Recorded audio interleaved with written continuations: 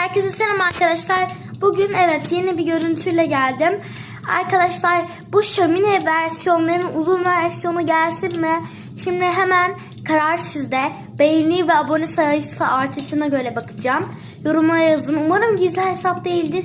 Çünkü o zaman göremiyorum arkadaşlar. Ve mutlaka size abone olacağım yorumlara yazarken.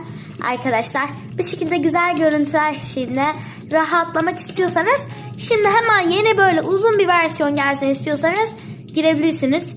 Beğeni sayısına göre dakika yapacağım. 5 beğeni mi? 5 dakika. 10 beğeni mi? 10 dakika. Evet, arkada kardeşim var. Arkadaşlar şömine çok güzel.